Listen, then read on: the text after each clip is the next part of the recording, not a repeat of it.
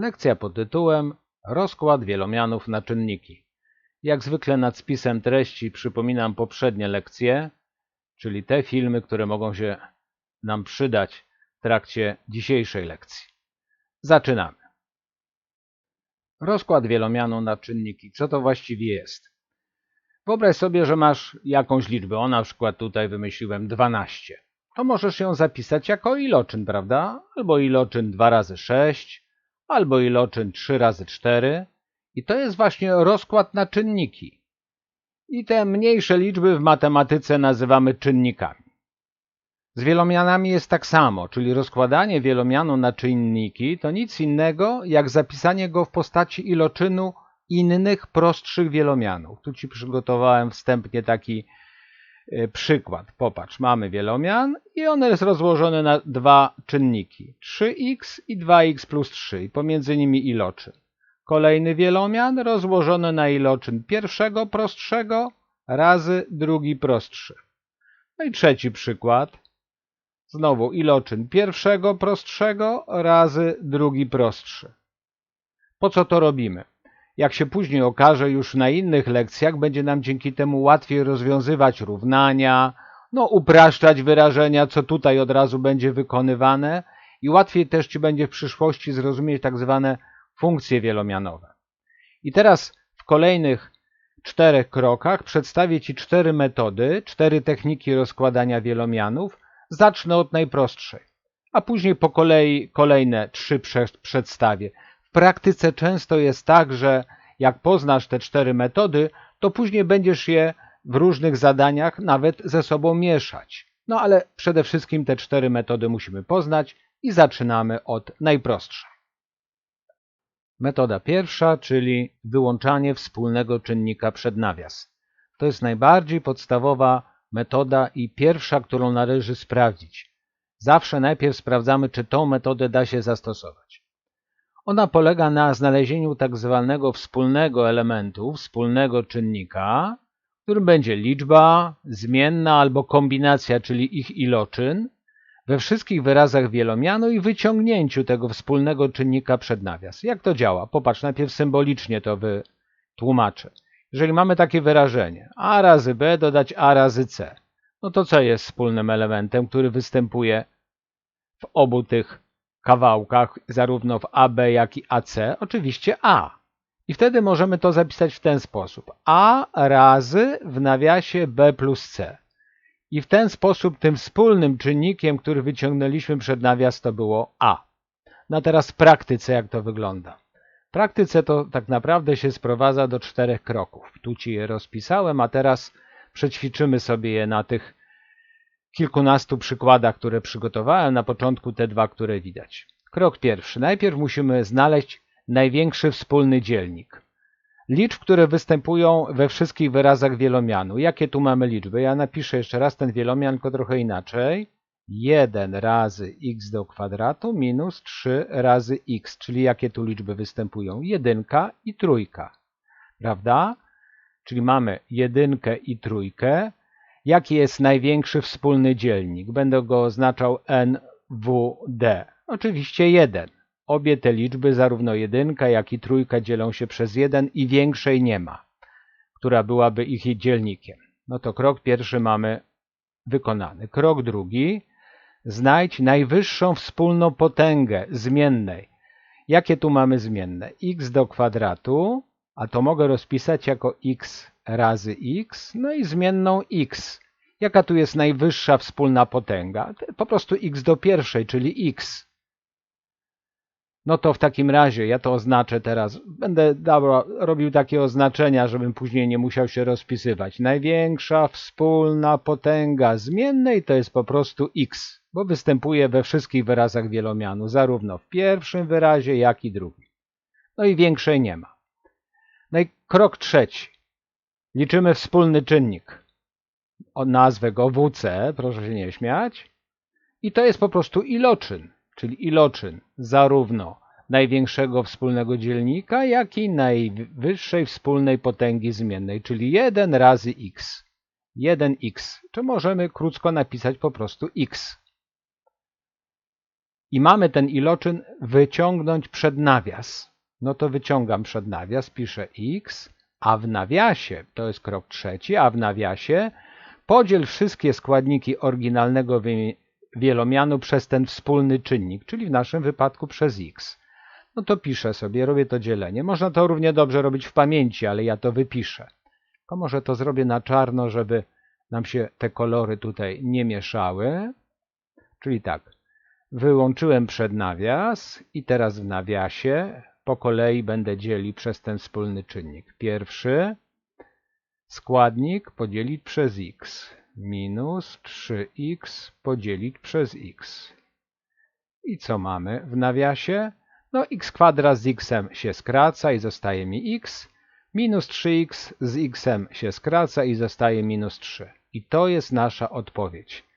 I w ten sposób mamy dwa prostsze składniki, proszę bardzo. Pierwszy, drugi i udało nam się uprościć nasz wielomian na prostsze dwa wielomiany i ich iloczyn właśnie tą metodą, że wyciągnęliśmy sobie ten wspólny czynnik przed nawias.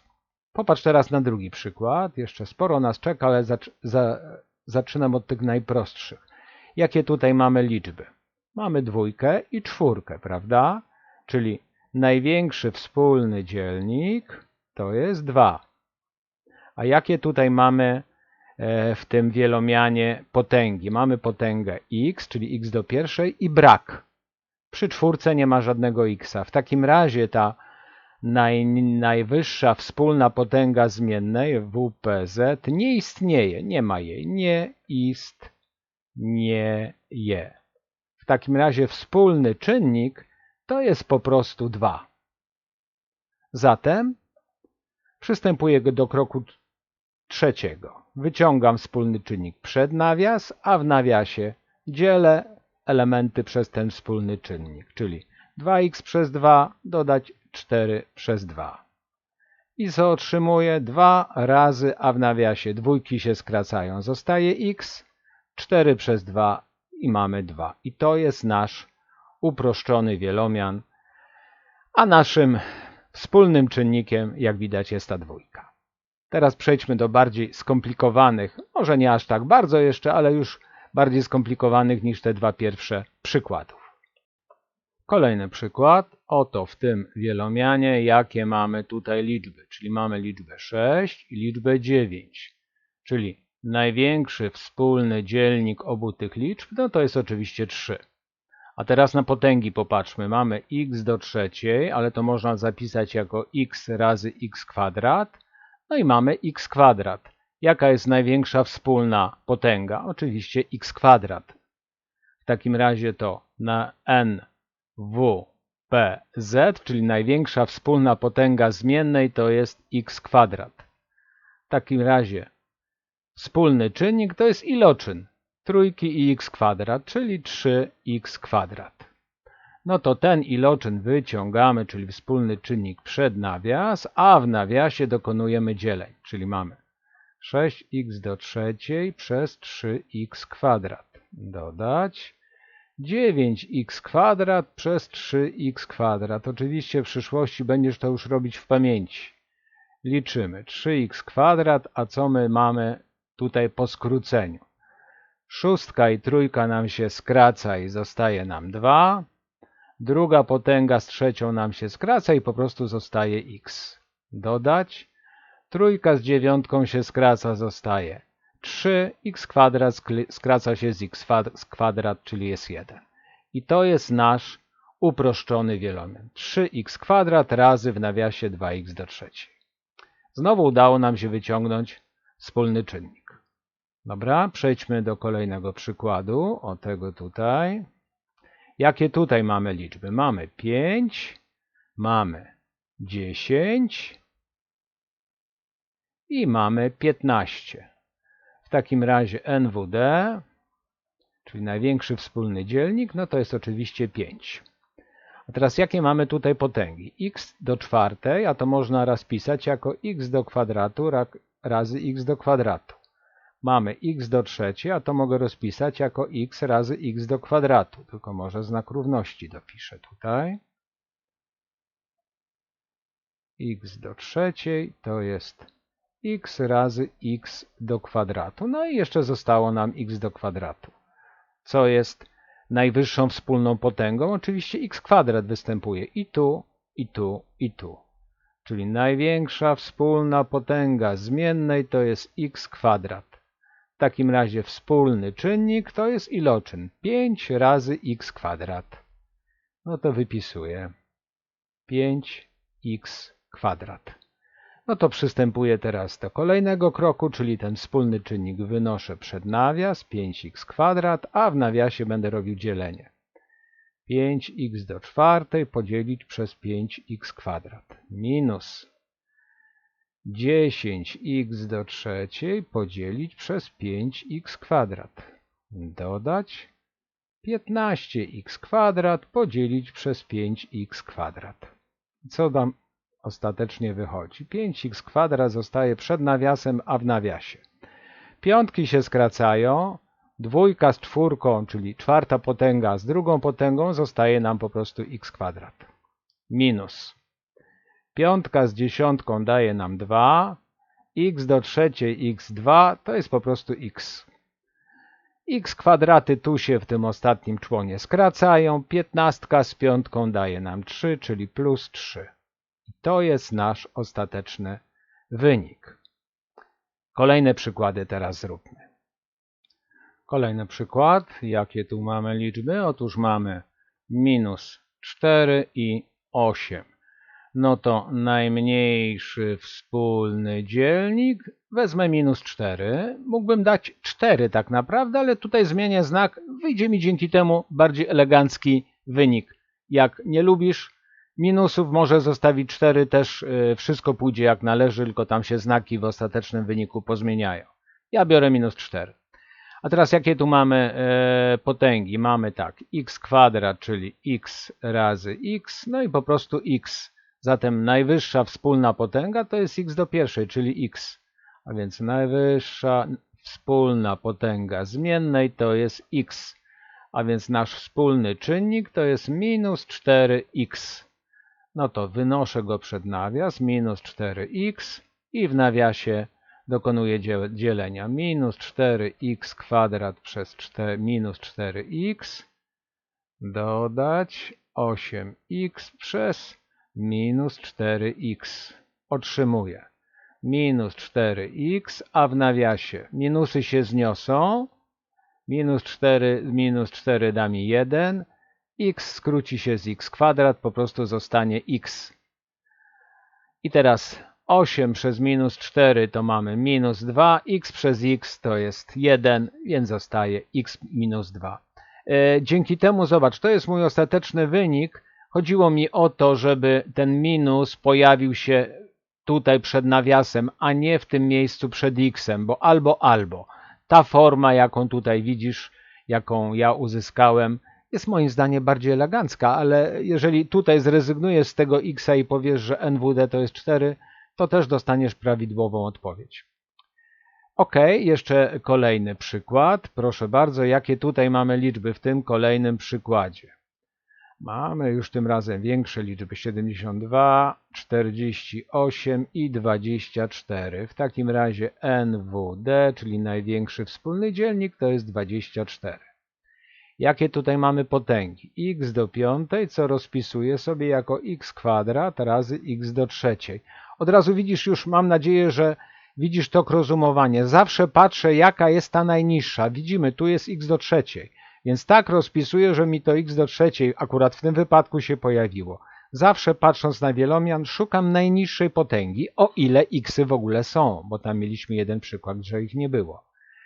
X do czwartej to jest po prostu x razy x do trzeciej, no i x do trzeciej. Czyli ten wspólny element to będzie x do trzeciej. A więc najwyższa wspólna potęga zmiennej to jest x do trzeciej, czyli wspólny czynnik to jest 24x do trzeciej.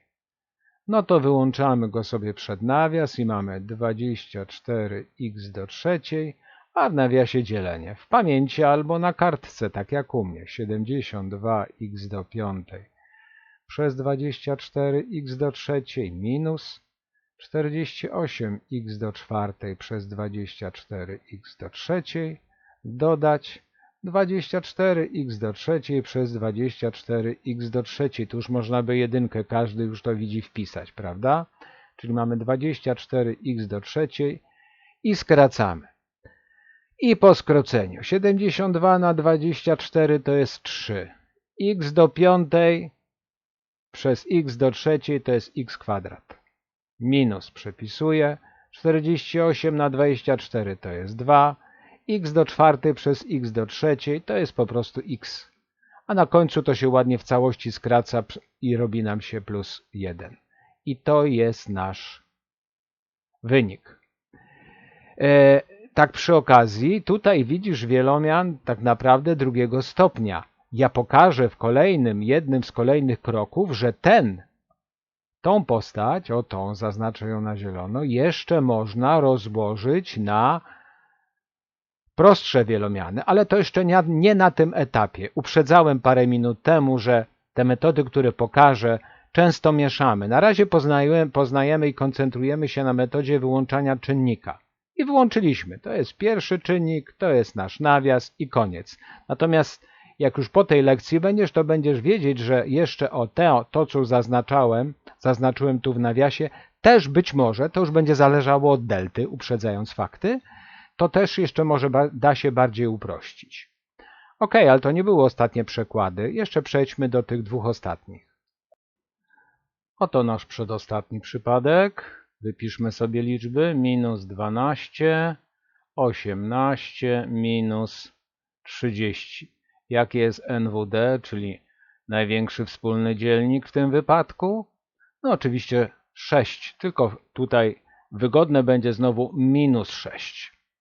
A teraz potęgi. Zobacz, od razu już widzimy, prawdopodobnie kandydatem jest x do kwadratu, ale zobaczmy, czy tak jest. X do szóstej to jest x do czwartej razy x do kwadratu. Kolejna jaką mamy, to jest x do czwartej, czyli x kwadrat razy x kwadrat. No i ostatni człon ma x kwadrat, czyli rzeczywiście najwyższą wspólną potęgą to jest x kwadrat. Czyli najwyższa wspólna potęga zmiennej to jest x kwadrat. Czyli wspólny czynnik to jest minus 6x kwadrat. No to wyrzucamy go przed nawias, minus 6x kwadrat. No i w nawiasie dokonam dzielenia. Minus 12x do szóstej przez minus 6x kwadrat dodać 18x do czwartej przez minus 6x kwadrat. Minus 30x kwadrat przez minus 6x kwadrat. I dostaję minus 6x kwadrat i zaczynamy skracanie. Minus 12 przez minus 6, to co dostajemy? Oczywiście 2. X do szóstej przez x do drugiej to jest x do czwartej. 18 przez minus 6, no to mamy minus 3. X do czwartej przez x do drugiej to jest x kwadrat. Minus 30 przez minus 6, tutaj się znaki odwrócą, czyli mamy 5. No i x kwadrat, jak się skraca ładnie z x kwadrat, to nie zostaje nic, czyli po prostu tutaj jest na końcu dodać 5 i koniec. Rozłożyliśmy sobie to na dwa czynniki. Tu znowu możemy podejrzewać, że ten element w nawiasie jeszcze może da się rozłożyć, ale tym się teraz nie zajmujemy. Jak poznasz pozostałe metody, to być może się tym, co zostało nam w nawiasie, zajmiesz. I teraz jeszcze tu na koniec przy tych metodach wspólnego czynnika wyłączanego przed nawias pokazuję taki przypadek, który tak naprawdę reklamuje nam ostatnią, czwartą metodę, której będę uczył, tak zwaną metodę grupowania. Więc tutaj to jest taka, powiedziałbym, reklama. O, tu narysuję kreskę, że do tej pory to było to takie czysty temat pierwszy, a teraz zobacz, co tu jest wspólnym czynnikiem. Tu nic nie trzeba robić tych takich kroków, które robiliśmy. X plus 1, prawda? Więc możemy co zrobić? Już nie musimy liczyć tego wspólnego czynnika, tak jak tutaj żeśmy liczyli, tylko od razu wyłączyć go przed nawias, czyli napisać x plus 1, a w nawiasie dokonać tego dzielenia. Czyli mamy x razy x plus 1 przez x plus 1 dodać 5 razy x plus 1 przez x plus 1. Co się dzieje? Oczywiście to się elegancko nam poskraca i ostatecznie dostaniemy x plus 1, a w nawiasie zostanie nam x plus 5. Rozbiliśmy ładnie na czynniki i na to można patrzeć jako właśnie na tą metodę wyciągania wspólnego czynnika, ale też tak naprawdę to, co tutaj myśmy wykonali, to jest też tak zwana metoda grupowania. Czyli to samo, a można nazwać na dwa sposoby. Do metody grupowania przejdę na końcu tej lekcji. Ok, pierwsza metoda omówiona. Przejdźmy teraz do drugiej metody. Druga metoda to zastosowanie wzorów skróconego mnożenia. Tych wzorów, które już znasz. Albowiem wzory skróconego mnożenia możemy traktować jako specjalne, gotowe wzory, które pozwalają na szybkie rozłożenie na czynniki. No i także oczywiście na wykonanie mnożenia wyrażeń, ale to nam tutaj nie będzie potrzebne. My chcemy szybko rozkładać na czynniki. Więc teraz jeżeli rozpoznamy w wielomianie jeden z tych wzorów, no to mamy radykalnie ułatwione zadanie. Będziemy posługiwali się pewnym schematem postępowania, który za chwilę na kilkunastu przykładach pokażę. Popatrz, tutaj wypisałem wszystkie znane Ci wzory skróconego mnożenia. W takim układzie, jak zazwyczaj są podawane w podręcznikach. I teraz wskazówka jest taka. Będziemy starali się rozpoznać zielony. Jeżeli rozpoznamy wzór skróconego mnożenia w tej zielonej postaci, to będziemy przekształcali na postać czerwoną i w ten sposób dokonywali rozkładu wielomianu. No ale to teoria, teraz praktyka. Przejdźmy do przerobienia kilkunastu przykładów. Proszę bardzo, oto pierwsze dwa spośród tych przykładów. Oto mamy pierwszy przykład. X do kwadratu minus 1. Mam rozpoznać zielony. No a to nam wygląda, to wyrażenie jest podobne do a kwadrat minus b kwadrat, gdzie a kwadrat to w naszym wielomianie, w tym tutaj, to jest x kwadrat, a zatem a to jest x. I analogicznie b kwadrat to jest 1, a zatem b jest 1, no bo 1 do kwadratu to jest 1, prawda? Więc zastosujemy wzór ten. Przejdziemy od postaci zielonej do postaci czerwonej, gdzie oczywiście zamiast a będziemy wstawiali xy, a zamiast b będziemy wstawiali jedynki. No to wypisuję. Czyli mamy x dodać 1 razy x minus 1. Wielomian rozłożone, zadanie wykonane. Następny przykład. Mamy oto taki wielomian. Co on nam przypomina? No ten wielomian, ten zielony, prawda? I tutaj a kwadrat to jest x kwadrat, zatem a to jest x. b kwadrat to jest 4, zatem b to jest 2. No bo 2 do drugiej to jest 4, prawda? A więc wychodząc z tej postaci zielonej, podstawiając odpowiednio pod a będziemy podstawiali xy, pod b będziemy podstawiali dwójkę, przejdziemy sobie do tej postaci czerwonej. No to proszę bardzo, robię to. Czyli mam x dodać 2 do kwadratu i wielomian rozłożony. Przejdźmy do następnych przykładów. Kolejny przykład. Mamy oto taki wielomian. Co nam to przypomina? To wygląda jak ta postać zielona, prawda? Gdzie odpowiednikiem a kwadrat jest 9x do kwadratu, czyli odpowiednikiem a jest 3x. No bo 3x do kwadratu to jest 9x do kwadratu. Odpowiednikiem b kwadrat jest 4, czyli odpowiednikiem b jest 2, bo 2 do kwadratu to jest 4. No i teraz przechodząc z tej wersji zielonej do czerwonej, podstawiając odpowiednio za a 3x, za b 2, co otrzymujemy? A plus b do kwadratu a, czyli 3x, plus b, czyli plus 2 do kwadratu i wielomian rozłożony. Kolejny przykład. Ten przykład, co nam przypomina? No ten wzór skróconego mnożenia, gdzie odpowiednikiem a kwadrat jest x kwadrat, czyli a to jest x. Odpowiednikiem b kwadrat to jest 9, czyli b to jest 3. I teraz z tej zielonej postaci przechodzimy do czerwonej, gdzie Za a podstawiamy x, za b podstawiamy 3. Czyli co otrzymujemy? X minus 3 do kwadratu. Wielomian rozłożony. Kolejne przykłady. Następny przykład. 4x² minus 25 to wygląda jak a kwadrat minus b kwadrat, gdzie odpowiednikiem a kwadrat jest 4x², czyli odpowiednikiem a jest 2x, no bo 2x do kwadratu to jest 4x do kwadratu. No i odpowiednikiem b kwadrat jest 25, czyli b równe 5, no bo 5 do kwadratu jest równe 25. Czyli teraz od tej postaci, od zielonej do czerwonej, źle zaznaczyłem, czyli od tej postaci przechodzimy sobie do tej postaci, podstawiając pod a i pod b odpowiednio 2x i 5. No to podstawiam. No to mamy coś takiego a plus b, czyli 2x plus 5 razy a minus b, czyli 2x minus 5. Zadanie wykonane, wielomian rozłożony. Kolejny przykład, x do trzeciej plus 27. No to który wzór nam to przypomina? Ano ten, czyli a do trzeciej plus b do trzeciej, czyli odpowiednikiem a do trzeciej jest x do trzeciej, czyli a to jest x. Odpowiednikiem b do trzeciej jest 27, czyli b to jest 3. No bo 3 do trzeciej to jest 27. Czyli od naszej postaci zielonej przejdziemy teraz do czerwonej, podstawiając odpowiednio pod a xy, pod b trójki. I co otrzymujemy? Otrzymujemy coś takiego. A plus b, czyli x plus 3 razy, no i teraz a kwadrat, czyli x do kwadratu minus ab, czyli minus 3x i dodać b kwadrat, czyli dodać 3 do kwadratu, od razu wpiszę 9, no bo to robimy w pamięci.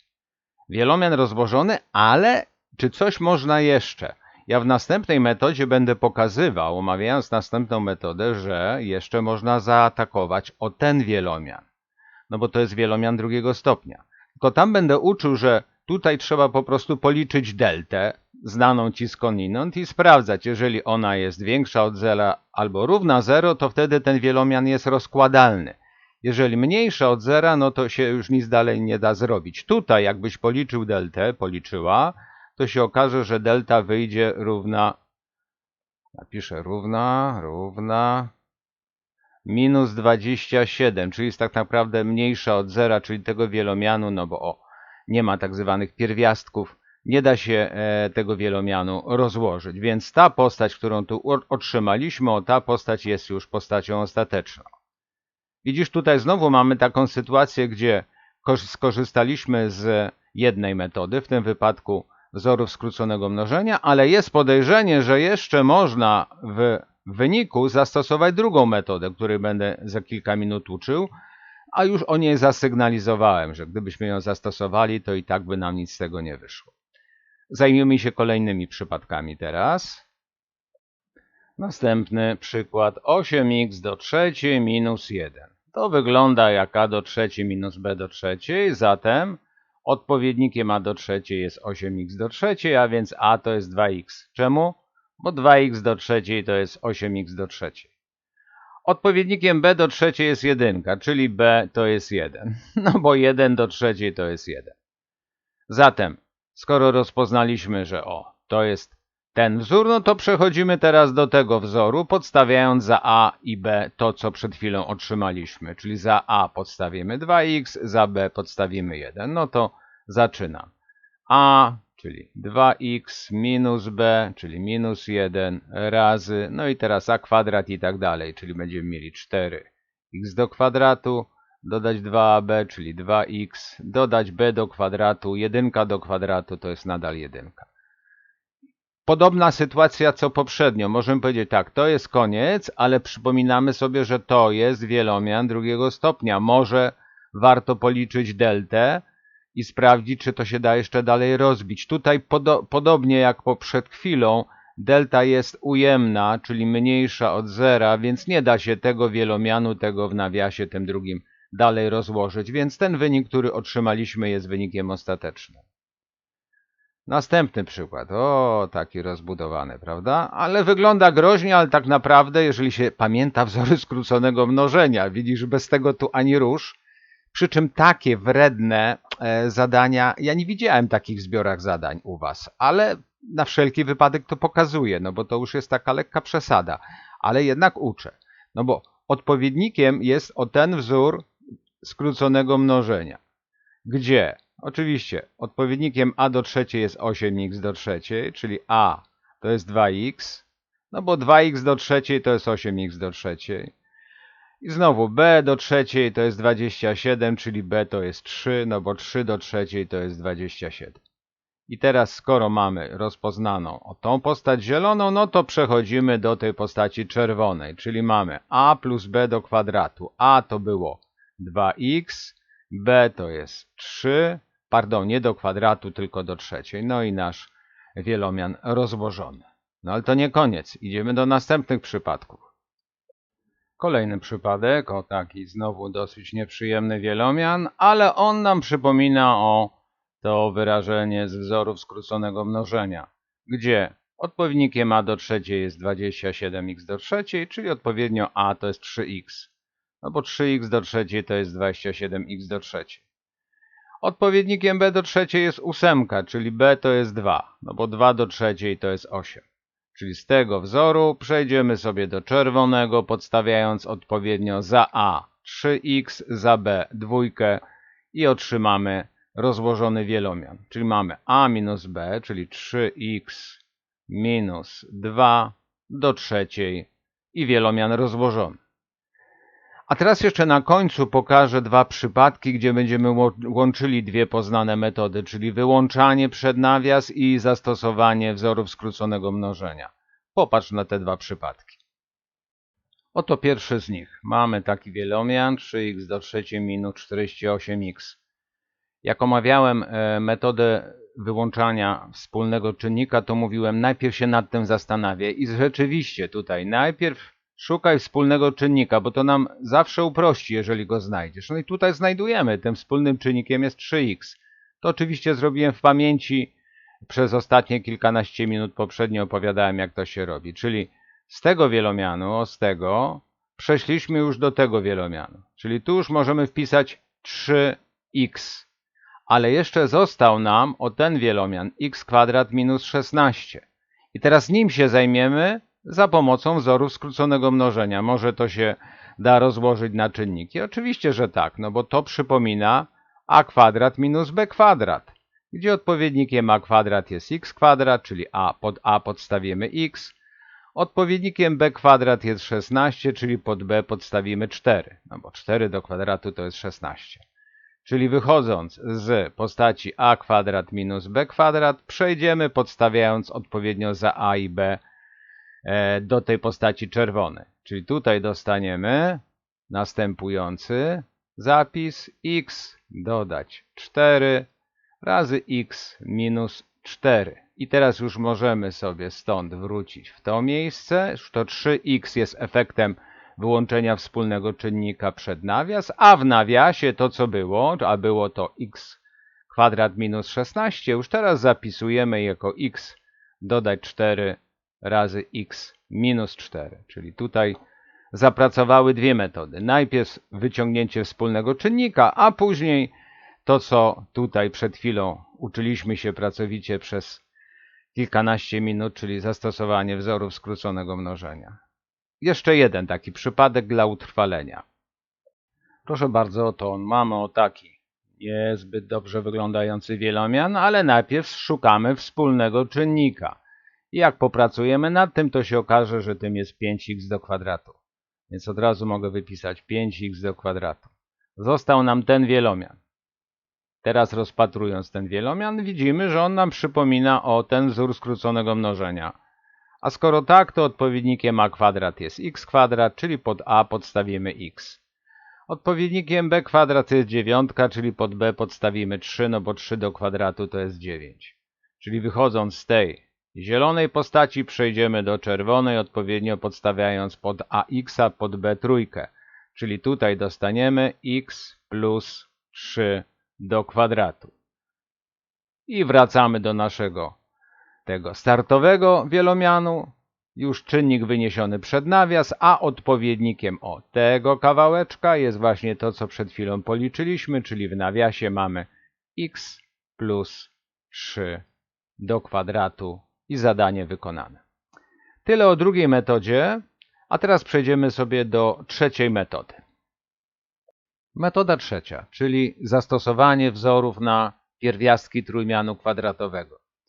Jeżeli wielomian, który mamy w zadaniu, jest w postaci trójmianu kwadratowego, czyli tutaj przypominam tą postać ogólną trójmianu kwadratowego ax kwadrat plus bx plus c, gdzie oczywiście a, b i c to są liczby rzeczywiste, a musi być różne od zera, albo jeżeli w toku rozwiązania uda nam się przekształcić do tej postaci, czyli my będziemy coś tam robili, na przykład wyłączymy jakiś współczynnik przed nawias i wtedy w nawiasie dostaniemy tą postać trójmianu kwadratowego, no to wtedy co możemy zrobić? Co robimy tak naprawdę? Po pierwsze liczymy deltę ze znanego Ci wzoru. Przypominam go tu na wszelki wypadek i wtedy są możliwe trzy przypadki. Jeżeli delta jest większa od zera, no to liczymy pierwiastki, czyli x1 i x2 i wtedy tą postać ogólną wielomianu przekształcamy do postaci tej iloczynowej i już zadanie wykonane. Rozłożyliśmy na czynniki. Jeżeli delta jest równa 0, no to liczymy ten jeden pierwiastek i naszą postać tą ogólną przekształcamy do tej postaci iloczynowej. Zadanie wykonane. Natomiast jeżeli delta jest mniejsza od zera, no to trójmian nasz ten, który mamy rozłożyć, jest niestety nierozkładalny. W nawiasie piszę w zbiorze liczb rzeczywistych, bo może się trafić, że na studiach będzie dalej matematyka, to wtedy się dowiesz, że w zbiorze liczb tak zwanych zespolonych to jest wykonalne, ale to nie przed maturą, więc to nas nie interesuje. Przed maturą, jeżeli dostaniemy deltę mniejszą od zera, to znaczy, że trójmian jest nierozkładalny. No i teraz zrobimy sobie zestaw zadań, żeby to przećwiczyć. Oto nasz pierwszy przykład. No to musimy policzyć deltę. Najpierw wypiszę współczynniki. A to jest 9, B to jest minus 15, no i C to jest minus 6. Przypomnę. A, B, C. Jakby ktoś nie pamiętał. No to teraz liczymy deltę. Jak już mam współczynniki wypisane, delta, czyli b kwadrat minus 4ac. Podstawiamy minus 15 do kwadratu, minus 4 razy 9 razy minus 6. Jak dokonasz tych rachunków, to wychodzi 441, czyli większe od zera, czyli delta jest większa od zera, więc istnieje zarówno x1, jak i x2. No to liczymy x1. To jest minus b minus pierwiastek z delta przez 2a. Podstawiamy i mamy minus 15 minus pierwiastek z 4, 4, 1. To bardzo ładne wychodzi swoją drogą. Jest 2 razy 9 w mianowniku. Minus 15 to jest 15. Pierwiastek z 441 to jest po prostu 21. 2 razy 9, 18. Po odejmowaniu w liczniku wychodzi minus 6 osiemnastych, czyli minus 1/3. x1 policzony, x2. We wzorze pamiętasz na x2 różnica jest tylko tu, w tym miejscu, tu jest plusik. Więc od razu można wypisać, że to będzie 15 plus 21 osiemnastych, czyli 36 osiemnastych, czyli 2. x2 jest równe 2. Zatem przypominamy sobie ten wzór, ja go tu przypomnę u dołu jeszcze. To jest nasz pierwszy przykład, więc przypomnę. Przed chwilą pokazywałem, nie chcę wracać, że jak mamy x1 i x2, bo delta większa od zera, to wtedy tą postać ogólną możemy przekształcić do tej postaci iloczynowej. Taki jest wzorek a razy x minus x1 razy x minus x2. To przed chwilą pokazywałem, no a teraz to wykorzystam. Mam x1, mam x2, mam a. No to wypisuję ostateczny wynik. To mamy tak, a, czyli 9, x minus x1, ale minus x1 to jest minus 1/3. Z minusem daje nam plus, czyli będzie plus 1/3 i w drugim nawiasie to jest x minus x2, czyli x minus 2 już tym razem, no bo x2 był dodatni, więc tutaj znaki się nie zmieniają. Proszę bardzo, przekształciliśmy do postaci o tej iloczynowej de facto nasz trójmian kwadratowy, czyli rozłożyliśmy na czynniki. Już prościej się nie da, zadanie wykonane. Przejdźmy do kolejnego przypadku. Następny przypadek mamy, proszę bardzo, wielomian, musimy policzyć deltę. Najpierw wypiszę współczynniki, czyli a równe 16, b równe minus 24, c równe 9. Liczymy sobie deltę, już wzoru pozwolisz, nie będę przypominał. B kwadrat to jest minus 24 do kwadratu, minus 4ac, czyli minus 4 razy 16 razy 9. Jak to policzymy, to nam wyjdzie tak, z potęgowania 576 minus, a z tego iloczynu, z tego tutaj, też nam wyjdzie 576, czyli delta jest równa 0. Czyli jest tylko jedno x0 do policzenia. x0 to jest ze wzoru, przypominam, minus b przez 2a, podstawiamy, minus 24 przez 2 razy a, czyli 2 razy 16, czyli 24/32, czyli 3/4. Mamy to zrobione, no to teraz możemy skorzystać z tego, że jeżeli mamy x0, no to taki wzór będzie. Ja go tu wypiszę. Przekształcimy do tej postaci a razy x minus x0 do kwadratu. Przypominałem to na początku, ale myślę, że to już pamiętasz z innych działów, które już są przerobione. A to było 16, a w nawiasie mamy x minus 3/4 do kwadratu. Zadanie wykonane. Mamy rozłożone na czynniki. Ale jak ktoś by chciał jeszcze bardzo, a to już jest, można powiedzieć, dodatkowa, można zostawić tak. Chyba nauczyciel nie powinien się przyczepić, bo rozłożyliśmy na czynniki, ale można to jeszcze bardziej elegancko zapisać. To już, można powiedzieć, jest bonus. Bo ten ułamek taki troszeczkę drażniący jest.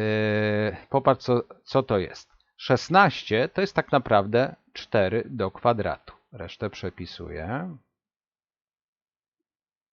To jest 4. Czyli mam tak, 4 do kwadratu i tutaj znowu jakieś coś do kwadratu, no to mogę to przekształcić w ten sposób, że w nawiasie jest 4 razy ten drugi element, czyli x minus 3/4 i to wszystko do kwadratu. Czyli mogę z tą 4 wejść pod nawias, z tą wleźć tutaj, no to włażę, czyli mam 4 razy x minus 4 razy 3/4 do kwadratu. Uzyskałem właśnie to, co miałem na myśli. Czwórki się skrócą i zostanie nam taki elegancki zapis. 4x minus 3 do kwadratu. O. Można powiedzieć, uzyskaliśmy to samo, co w tym miejscu, czyli rozłożyliśmy na czynniki, no ale ta postać jest taka, powiedziałbym, bardziej elegancka, ale ta, którą mamy na początku, też jest jak najbardziej pełnoprawnym rozwiązaniem. Nikt nie ma prawa się czepiać, bo jeżeli w poleceniu nie było nic więcej, tylko rozłóż na czynniki, to ta postać jest pełnoprawnym rozwiązaniem. Ok, przejdźmy do kolejnego przykładu. Kolejny przykład. Znowu oczywiście deltę trzeba policzyć, czyli wypiszemy sobie a jest równe 5, b jest równe minus 4, c jest równe 1. Liczymy elegancko deltę, no a wypiszę b kwadrat minus 4ac, czyli mamy tak, minus 4 do kwadratu, minus 4 razy 5 razy 1, czyli mamy 16 minus 20, czyli równa się minus 4, czyli delta jest mniejsza od zera, nie istnieją pierwiastki. A więc ten wielomian wyjściowy jest nierozkładalny w zbiorze liczb rzeczywistych. Już mówiłem, na studiach jak poznasz liczby zespolone, to wtedy się uda to rozłożyć, ale do matury, jeżeli delta dostajesz mniejszą od zera, mówisz, że to jest niewykonalne. Wielomian jest nierozkładalny na czynniki. Amen. To tyle, jeśli chodzi o ten przykład. A teraz jeszcze zrobimy sobie przykłady, gdzie połączymy dwie ze znanych już Ci tutaj metod. Popatrz na pierwszy. Oto pierwszy przypadek, gdzie połączymy dwie metody. Co zrobimy z tym wielomianem? No najpierw spróbujemy wyłączyć wspólny czynnik przed nawias. No to ok. Jaki tutaj będzie NWD? Przypomnę, co oznacza największy wspólny dzielnik dla każdej z tych liczb. Dla dwunastki, dwójki i czwórki. No to oczywiście jest dwójka. Jakie będzie najwyższa wspólna potęga zmiennej? Jaka będzie?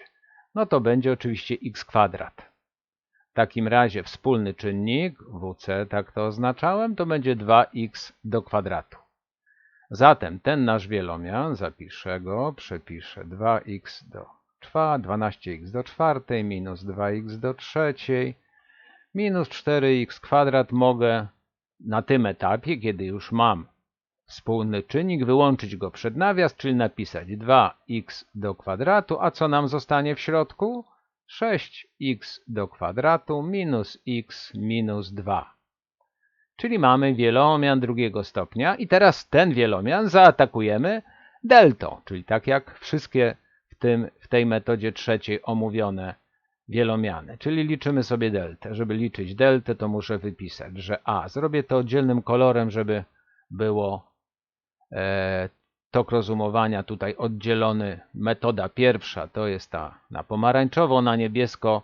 Teraz włączamy metodę drugą, czyli atak deltą. A jest równe 6, b jest równe minus 1, c jest równe minus 2. Liczę deltę, czyli b kwadrat minus 4ac, czyli mamy minus 1 do kwadratu minus 4 razy 6 razy minus 2. Dostajemy 1 dodać 48, czyli 49. Delta większa od 0, więc możemy liczyć zarówno x1, jak i x2. Liczymy x1. Minus b w mianowniku mamy minus b, czyli minus minus 1, minus pierwiastek z delty, czyli minus pierwiastek 49, w liczniku 2a, czyli 2 razy 6. To otrzymujemy 1, pierwiastek z 49 to jest 7, czyli minus 7 przez 12, czyli minus 6 dwunastych, czyli mamy minus 1 drugą. x2 to będzie 1 dodać 7 dwunastych, czyli 8 dwunastych, czyli 2 trzecie. x1 i x2 policzone za ten nasz wielomian, ten, który atakujemy deltą, o ta część z nawiasu, czyli 6x kwadrat minus x minus 2. Przypomnę, wzór rozkładamy wedle tego wzoru a razy x minus x1 razy x minus x2. x1 i x2 policzone, a znamy, a to jest 6. No i teraz wypisujemy x minus 1 druga razy x minus 2 trzecie. Przejdę do nowego wiersza. To mam 6 razy x. Minusy się znoszą, więc mam plus 1 druga razy x minus 2 trzecie.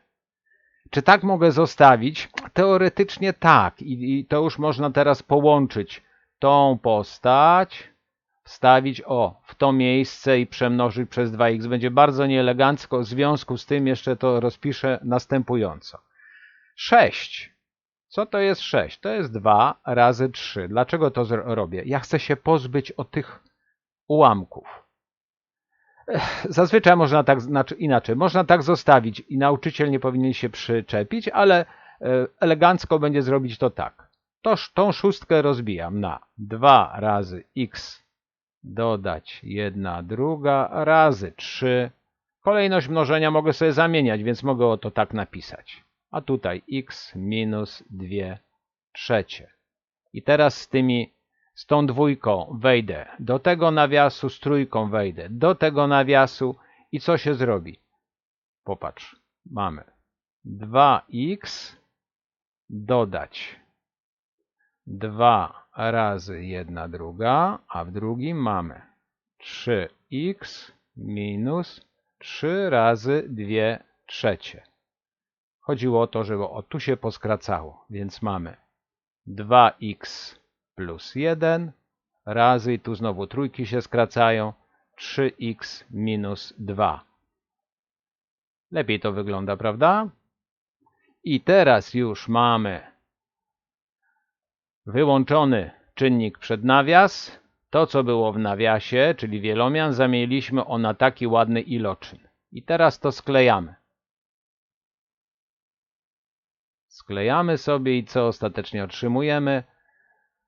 Wspólny czynnik to jest 2x², a następnie mamy 2x plus 1 razy 3x minus 2. I to jest nasz efekt naszej pracy. Jak widzisz, tu dwie metody zostały zastosowane. Jeszcze jeden przykład, który utrwali to, co zrobiliśmy przed chwilą. Proszę, oto ten przykład. Najpierw spróbujemy wyłączyć wspólny czynnik, czyli tak. NWD, czyli największy wspólny dzielnik dla tych liczb, no to jest jasne, 4, prawda? Najwyższa wspólna potęga zmiennej, jaka tu jest, to jest x. Czyli WC, czyli wspólny czynnik, to jest 4x. Ok, no to mogę ten wielomian rozpisać następująco, już właśnie wyłączając ten wspólny czynnik, czyli to jest 4x, a w nawiasie pozostanie x² plus x plus 1. No i teraz to, co w nawiasie atakujemy deltą, no to liczymy sobie deltę. Oj, może nie ten kolor, niebieski, żebym był konsekwentny. A jest równe 1, B jest równe 1, C jest równe 1, czyli delta. B², czyli 1 do kwadratu, minus 4 razy A razy C. Co nam wychodzi? 1 minus 4, czyli minus 3, czyli delta mniejsza od 0. Czyli trójmian, ten trójmian jest nierozkładalny. Znowu, w zbiorze liczb rzeczywistych, to już parę razy tutaj mówiłem. Więc ostatecznie nasz wynik jest taki. Oto jest ten wynik. Tu się nic więcej nie da zrobić. Po prostu wpisujemy jako wynik 4x, a tutaj jest x² plus x plus 1. I to wszystko, co mogliśmy w tym przypadku zrobić. Jeszcze na do widzenia jeden ostatni przykład.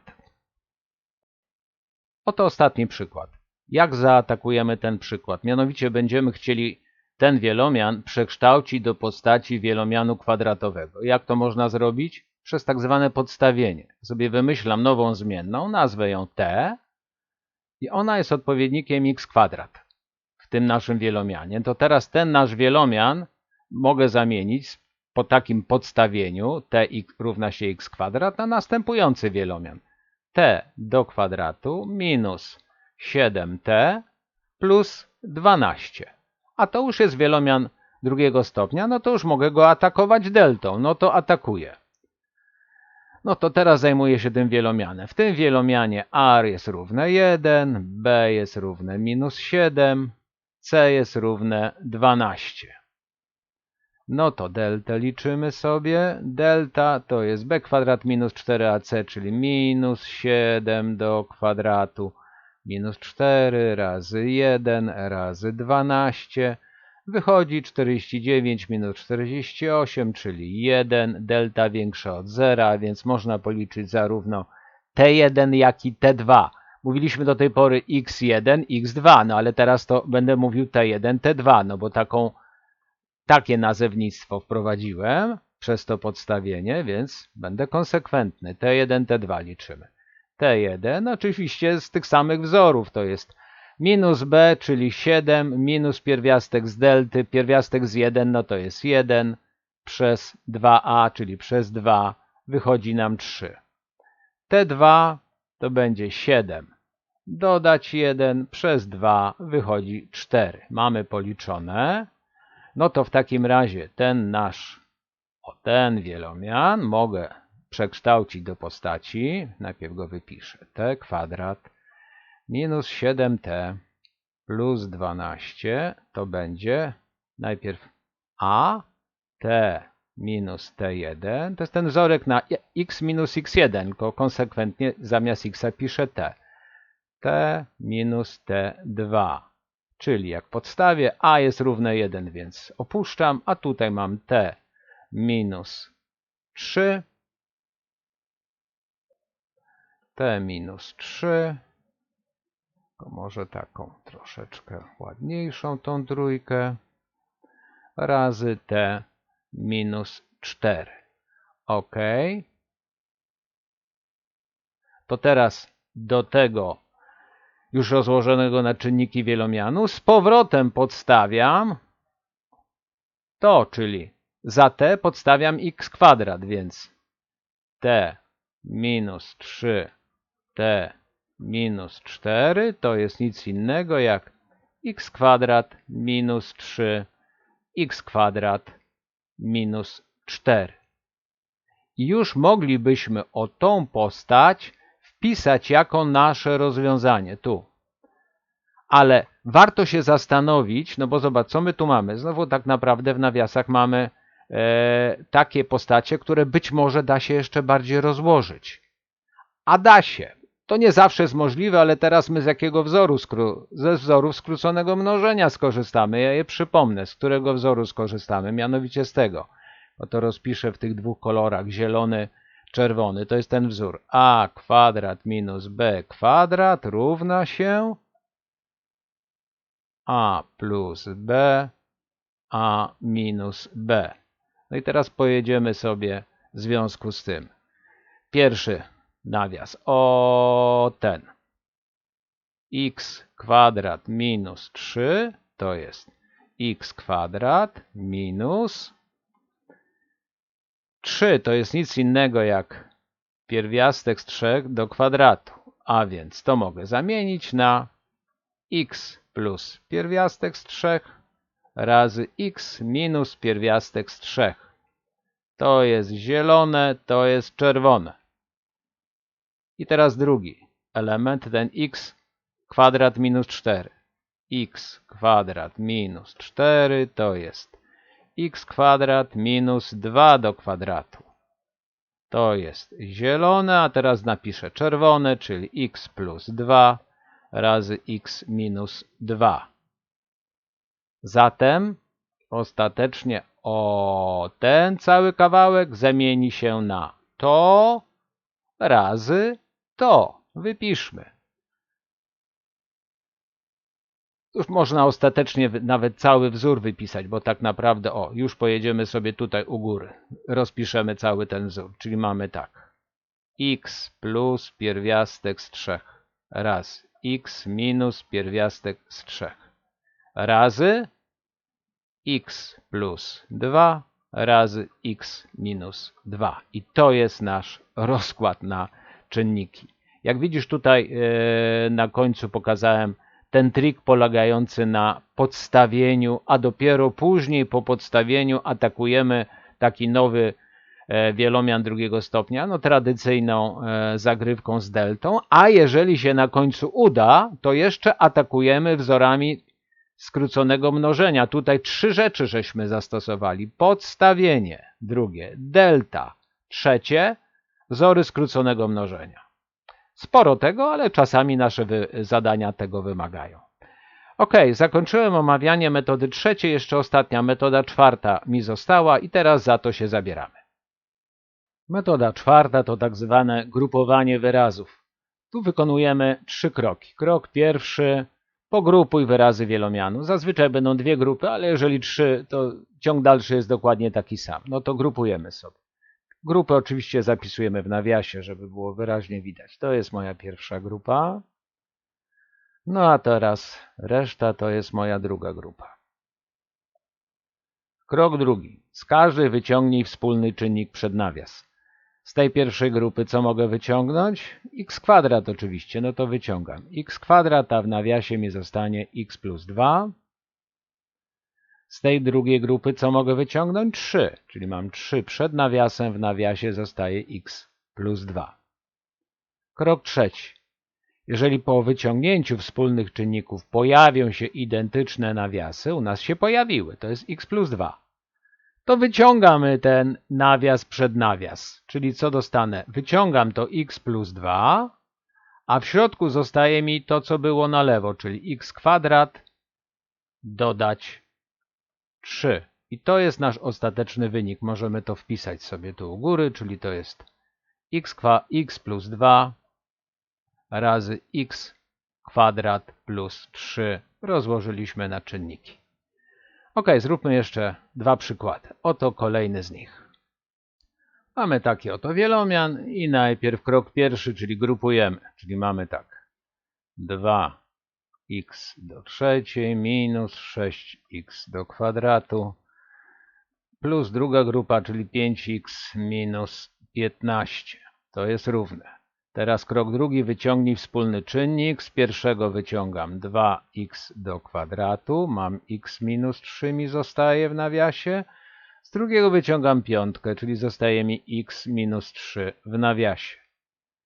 Po wyciągnięciu pojawiają się wspólne nawiasy, czyli x minus 3, no to je wyciągam na lewo, czyli mam x minus 3 razy to, co zostało, czyli 2x kwadrat plus 5. Czyli moim efektem jest x minus 3 razy 2x kwadrat plus 5.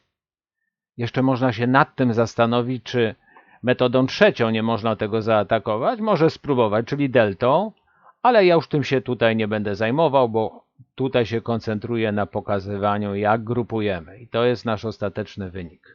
Jeszcze jeden, ostatni przykład.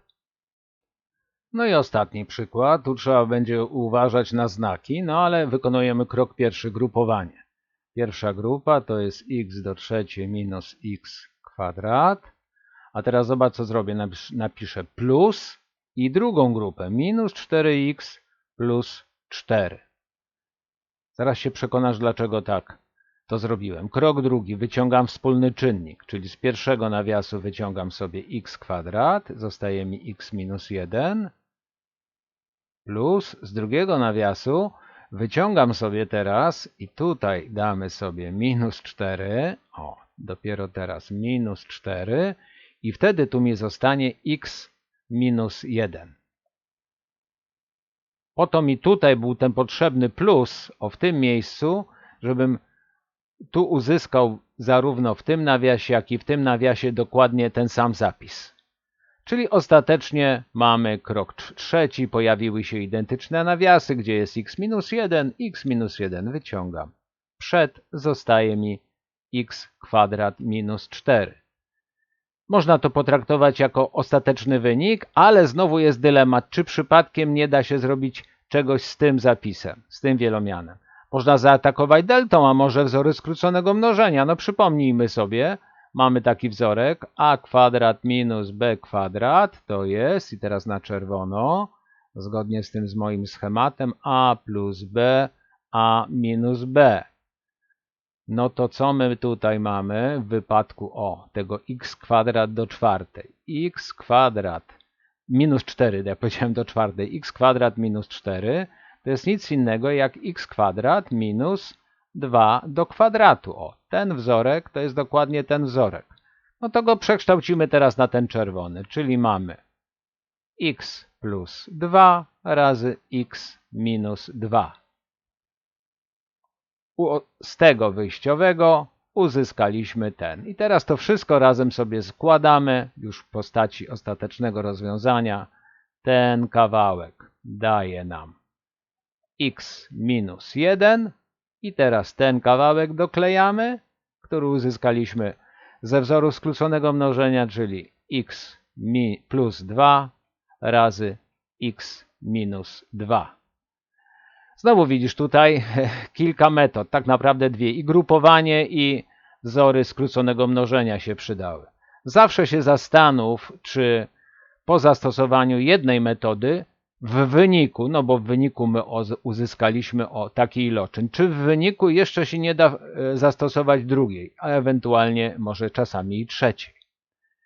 Ok, to tyle jeśli chodzi o ten przykład i to był ostatni przykład, bo to już jest koniec tej lekcji.